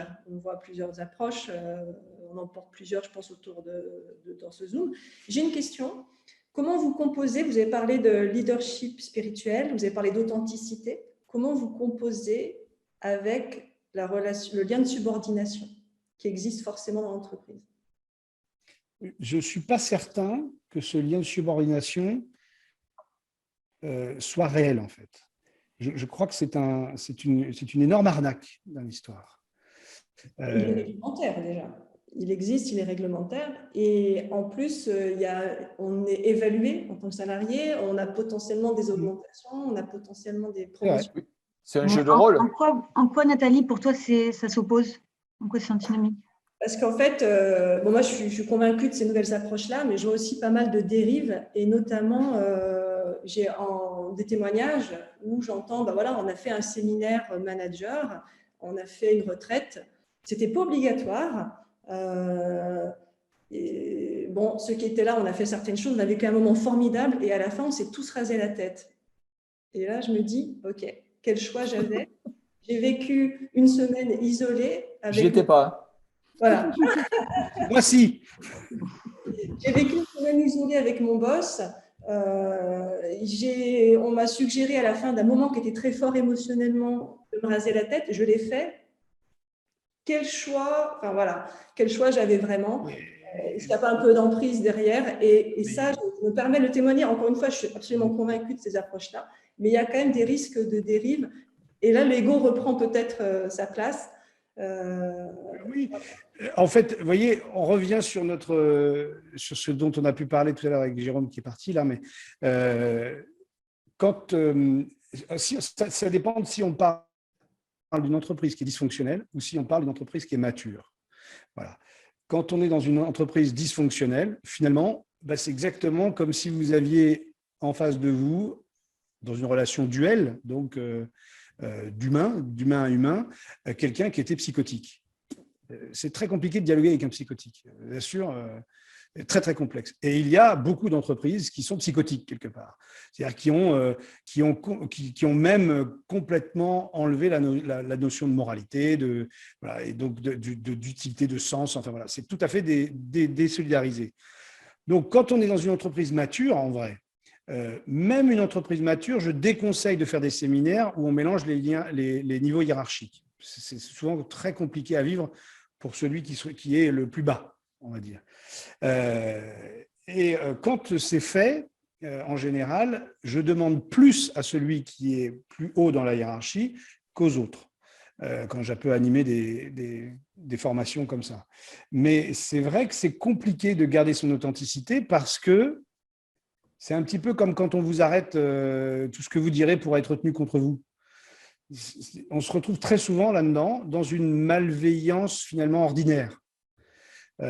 Et donc, ça veut dire que l'organisation qui a été mise en place, le mode de management, ne tient absolument pas compte de l'identité de l'entreprise et ne tient absolument pas compte de l'humain en tant que tel. Et c'est malheureusement le plus fréquent. Donc, comment on fait ? C'est ce que je disais un petit peu tout à l'heure, à un moment donné, pourquoi on se retrouve dans une situation comme ça ? Pourquoi on se retrouve dans une entreprise qui a une telle différence de valeur avec nous ? Et cette interrogation que l'on a régulièrement, eh bien, elle doit nous amener à poser des actes, et y compris des actes inconfortables comme celui de démissionner à un moment donné. Mais vous ne pourrez pas changer, si la structure elle est dysfonctionnelle depuis longtemps, vous ne pourrez pas la changer vous-même. Même en tant que manager, même en tant que dirigeant, parce qu'il y a un poids trop important. Et donc, ça veut simplement dire qu'elle n'est pas du tout adaptée à vous. À terme, à force de faire cela, et c'est les nouvelles générations qui sont critiquables sur bien des points, mais qui ont une exigence finalement de cohérence quelque part maintenant, ou en tout cas de sens. Ok, tu me demandes de faire ça, ok, je dois t'obéir, mais je ne comprends pas. Donc, tant que je ne comprends pas, je ne fais pas. Eh bien, les premiers ont été virés, évidemment. Mais maintenant, c'est toute une génération qui fonctionne comme ça. Et donc, les managers sont bien obligés de s'adapter. Et pour le moment, dans beaucoup d'entreprises, ils se sont adaptés, mais c'est fake. Au final, ils veulent faire exactement… ils essaient d'endormir un petit peu. On fait de la QVT, on fait quelques séminaires, mais c'est simplement pour dire que c'est chouette de venir chez nous, mais on n'a rien changé sur le fond. Donc, petit à petit, ça va probablement faire évoluer nettement les pratiques. Ça va être long. Une question encore ? Oui. Francis ? Moi, j'ai percuté, ça me revient là. J'ai percuté tout à l'heure sur la diapositive où on avait le descriptif tête, cœur, corps de l'entreprise. Oui. Et sur la partie corps. La partie corps qui rassemble à la fois les collaborateurs, le lieu de vie au travail, la QVT, et ainsi de suite. Et ça m'a ramené à un ressenti. Oh, c'est pas la peine de la mettre, tout le monde s'en rappelle, je pense. Mais bon, à un ressenti. Est-ce que tu ne penses pas que le télétravail a percuté le corps des entreprises ? Ou est-ce que tu as une analyse là-dessus ?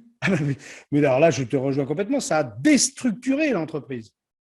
Et donc, c'est à la fois quelque chose de très intéressant parce que d'abord, ça a sauvé bon nombre d'entreprises. Ce qui est très, très drôle, c'est que les entreprises qui ont été sauvées grâce au télétravail, je vois un nombre incalculable de collaborateurs qui reviennent en me disant maintenant, ils nous interdisent le télétravail parce que c'est des conneries et que ça ne sert à rien. Donc, ça a sauvé des entreprises. Donc, il n'y avait pas le choix dans cette période qui était absolument exceptionnelle. OK. Mais en réalité, pourquoi ça avait été si lent à amener ? Parce que c'était négocié entreprise par entreprise. Parce que selon le type d'entreprise, selon son identité, eh bien, une journée de télétravail dans une semaine, c'est déjà très compliqué à absorber. Alors, je ne vous parle pas de 4 journées. La moyenne qui avait été décrite par Xavier de Masno, qui avait démarré le think tank The Village, qui est un personnage vraiment extrêmement intéressant et qui est pour moi un des meilleurs spécialistes du télétravail. Et un de mes amis. Voilà, eh ben, tu vois, tu lui diras que j'ai dit du bien de lui. Oh, il y a longtemps que je ne l'ai pas vu. Eh bien, en l'occurrence, il disait, voilà, 2 jours et demi en moyenne, c'est le bout du monde pour un télétravail. Ce qu'on préconise est plutôt de l'ordre de 1 jour et demi. Parce que sinon, ça déstructure totalement, avec même éventuellement des jours interdits de télétravail. Par exemple, je dis une connerie, le mardi ou le jeudi, interdit en télétravail, pour être sûr de récupérer le maximum de gens qui se croisent à cet endroit-là. Alors, c'est tellement différent d'une entreprise à une autre en fonction de ce qu'elle fait que c'est difficile de faire des généralités. Mais ce qui est sûr, c'est que c'est comme quand on parle du travail du dimanche. C'est hyper pratique quand tu travailles toute la semaine d'avoir des magasins ouverts le dimanche. Et pourtant, ça a déstructuré de manière durable l'ensemble de la société. Donc, je ne dis pas que c'est mal. Je dis, il faut juste en prendre conscience. Et le télétravail a déstructuré beaucoup d'entreprises. Et surtout, a déstabilisé énormément de managers qui n'étaient pas du tout formés à ce qu'on appelle le management de mission plutôt qu'un management pied à pied d'horaire, quoi, finalement de contraintes. Donc, ça va pas mal déstabiliser les entreprises, je pense. Et comme d'habitude, comment ça s'appelle ? La résilience, oui. Normalement, devrait être suffisante pour que les entreprises en sortent grandies à terme, mais ce n'est pas anodin. Et je pense qu'on va avoir des conséquences de cette période Covid que je vois déjà sur les individus qui ont été traumatisés à peu près équivalent à une guerre. Alors, ce qui tombe bien, c'est que du coup, on leur colle une guerre juste après. Donc, je pense que là, on va faire un truc bien comme il faut, mais ça va déstabiliser vraiment profondément notre société. Je crois que les répercussions, on se dira, les 2020-2022, ça a été une période charnière dans notre société, je le crois, en tous les cas. Alors, en sachant aussi qu'on se prépare à 3 jours de télétravail obligatoire dans toute l'Europe, par semaine. Ça me semble aberrant. Mais oui, mais c'est ce qui se travaille actuellement à Bruxelles, hein, pour réagir à la baisse d'énergie et à l'arrêt du gaz russe. Et donc là, c'est pareil. Est-ce qu'on se rend compte de l'impact que ça va avoir en effet sur le corps des entreprises ? C'est pour ça que… Personne n'en parle en tous les cas. Oui, oui. Et puis, pour la petite anecdote, hier, j'ai échangé par exemple avec des collègues directeurs d'une structure de 2000 personnes. Depuis qu'ils ont mis en place le télétravail, parce que voilà, ça a dû se faire et ils n'ont pas fait marche arrière parce que c'était socialement pas très acceptable de faire complètement marche arrière, et bien, les directeurs me disent tous qu'ils passent une demi-journée par semaine à faire le comptage, le pointage de qui fait quoi, où, qui est où, etc. Qu'est-ce qui… Enfin, le truc de dingue, c'est-à-dire qu'en fait, là, je pense que le dirigeant, pour le coup, il n'est pas du tout prêt à ce mode de management par objectif ou par la confiance. Enfin, et du coup, ça crée de l'improductivité, c'est de la non-performance parce qu'ils produisent encore moins qu'avant parce qu'ils sont en train juste de savoir, au fait, vous faites quoi ? Mais la question, elle se posait déjà quand ils étaient localement en présence. Enfin, je veux dire, même si les gens étaient là, ça ne voulait pas dire qu'ils forcément ils travaillaient. Mais du coup, ça a créé je pense des réflexes chez certains managers qui n'étaient pas suffisamment mûrs et parfois même un peu toxiques pour la structure. Ça a exacerbé des situations qui sont très néfastes. Absolument. Donc on va avoir des conséquences, des répercussions, à mon avis, toutes les années à venir vont être délicates à gérer. Mais bon. Il y a Christophe qui nous dit qu'il faut qu'il aille entretenir peut-être son corps et son cœur et surtout son ventre. Là, il est 20h.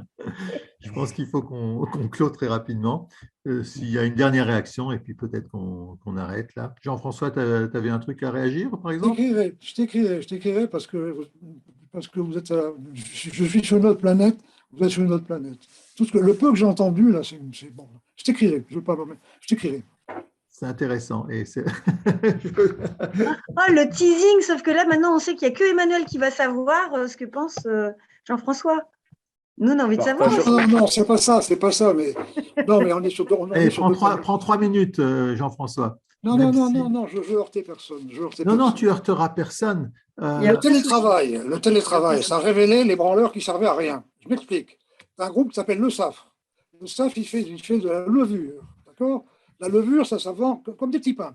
Ils ont fait 140% de leur chiffre habituel en pleine pandémie, la première pandémie, d'accord? Et le patron, quand tout le monde est revenu, il a dit on n'aurait jamais fait 140% de notre chiffre d'affaires habituel en structure normale. Pourquoi? Parce que sur un simple coup de téléphone, le responsable logistique du groupe pouvait dire aux usines, vous passez de l'emballage ferroviaire à l'emballage routier. Ça se faisait dans la nuit. D'habitude, ça passe par le N+1, le N+3, l'écologie, le truc, le machin, ça met une semaine à se faire. Et ce faisant, quand tout est revenu à peu près normal en septembre, il y a 2 ans, tout le monde est revenu sur les plateaux, le patron dit non. Je donne 10 000 euros de prime à ceux qui ont bossé, je m'interroge sur ceux qu'on a payés et qui n'ont rien fait, la structure, d'accord? Si je ne vais pas prendre ça comme une avance sur congé. Donc le télétravail, bien sûr que ça a révélé que les branleurs, ça ne va rien. Bien sûr qu'on s'est révélé qu'on prend n'importe quel prétexte pour pas aller à l'action. On va dire, ah, mais l'écologie, est-ce que l'emballage est bien conforme à je ne sais pas trop quoi, si on pas du truc, etc. Le télétravail, ça révèle l'efficacité des gens. Alors ça, c'est le premier point. Alors, après les réunions, les seules réunions que j'ai jamais faites, c'est quand il y avait un problème. Quand il n'y a pas de problème, on ne fait pas de réunion. Et donc, il n'y a pas besoin de faire des 100 trucs. Il y a une maman qui arrive en retard et qu'on sanctionne alors qu'elle avait son bébé malade. On réunit toute l'usine et là, on sait pourquoi on se réunit. Il y a l'information. Dès lors que l'ouvrier reçoit les commandes, qu'il décide lui-même de ses horaires, les entretiens d'évaluation, depuis quand on évalue les gens? Jamais. Le maître charpentier évalue le travail du compagnon. On est d'accord, Jean-François, avec ce que tu dis. Et je pense que Magali était d'accord. Non, mais attendez, que vous accompagnez des mecs et que vous ne voulez pas les blesser, et que vous allez tout doucement pour les faire avancer. Je suis d'accord. D'accord? Mais les réunions, c'est ça quand il y a un problème. Et quand il y a un problème, tu n'as pas besoin d'aller chercher des trucs et des machins. Tu découvres que quelqu'un s'est blessé, tu réunis tout de suite l'usine en disant mais qu'est-ce qui s'est passé là? Voilà. Mais faire des réunions, pourquoi? Les informations, les ouvriers qui reçoivent directement les commandes, ils ont les informations. Les ouvriers qui décident qui est le chef et que c'est le chef qui décide des augmentations, il n'y a pas d'entretien à avoir. Enfin, je veux dire, la France est le seul pays soviétique qui a réussi, disait Syriac, il y a déjà 35 ans. On a 2 fois plus de fonctionnaires par habitant que les Allemands, et ça se retrouve dans nos entreprises. Et le télétravail a révélé que tous ces gens-là qui ne servaient à rien, même dans les banques.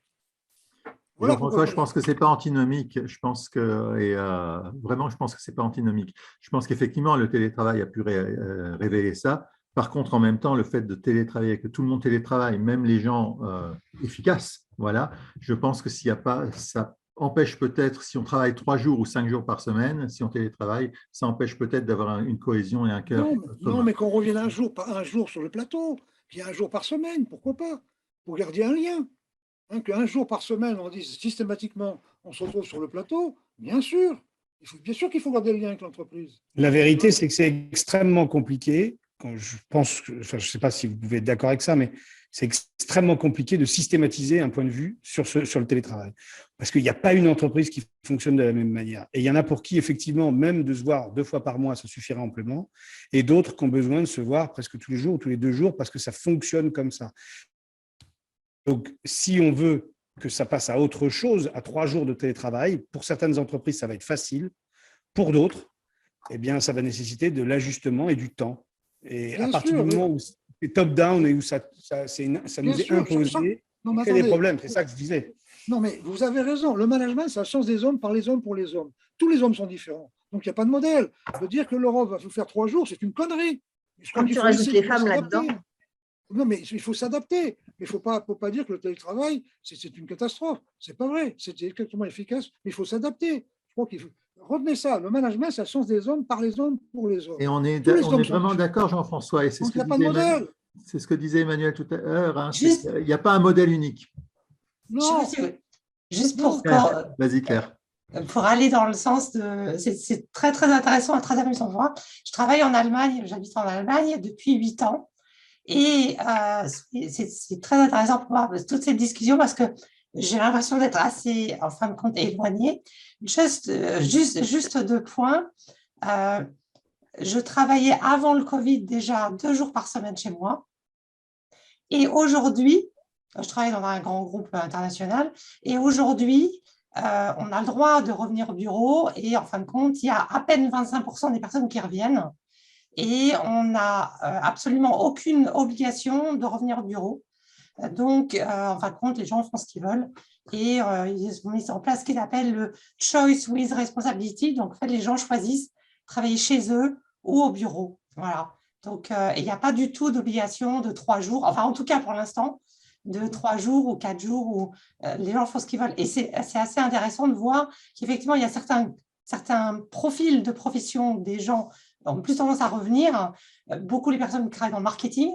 Et par contre, d'autres personnes, genre finance, alors je ne veux pas stigmatiser, c'est juste une première constatation. Les gens continuent à travailler chez eux. Mais vous êtes d'accord qu'on ne peut pas comparer la population française Ah oui, oui, complètement. Non, complètement. Non, mais j'apporte mon témoignage, je dirais. C'est extrêmement précieux. Et pour tout vous dire, j'ai une compagne qui, elle, travaille dans un gros groupe international et qui a travaillé en Allemagne. Et à chaque fois qu'elle doit travailler avec l'Allemagne, ça nécessite une adaptation particulière parce qu'ils ne fonctionnent pas dans leur psychisme, hein, vraiment. Hein. C'est ancré très, très, très, très loin. Ils ne fonctionnent pas du tout comme nous. Et donc, c'est comme quand, pour des démonstrations politiques, on nous parle des pays nordiques. C'est extrêmement intéressant. Ça veut dire que d'autres modèles sont possibles et il faut l'entendre comme tel. Mais en vrai, ces modèles-là sont absolument pas applicable à la France aujourd'hui. Donc, ça veut dire qu'il faut quand même prévoir de faire du sur-mesure à chaque fois, mais globalement, quand le collaborateur est proactif dans son propre choix, ben, ça marche mieux, c'est ce que vous dites d'une certaine manière. Je pense, oui. Ben oui, je suis d'accord. Bon. On clôt là. Je vous laisse, j'ai le repas à faire, moi. Merci à vous tous. Merci beaucoup. Bye bye. Emmanuel, je te remercie pour tout le boulot que tu fais. Je suis stupéfait de voir ta réactivité dans nos échanges qu'on fait actuellement et la richesse que tu apportes aux échanges qu'on fait tous les deux. Eh bien, merci. Sans toi, je crois que tout ce bordel-là n'existerait pas. Félicitations, mon grand. Merci beaucoup, François. Allez, à très bientôt tous. C'était un plaisir et merci beaucoup, Emmanuel. Vraiment, merci beaucoup. Je trouve que ça donne des éclairages et c'est par tous ces éclairages et surtout le tien est quand même très puissant et très argumenté qu'on s'enrichit. Voilà. Alors, il n'y a pas de vérité vraie, mais… Non, il n'y a pas de… Merci. Allez, à bientôt. Merci, bonne soirée. Au revoir.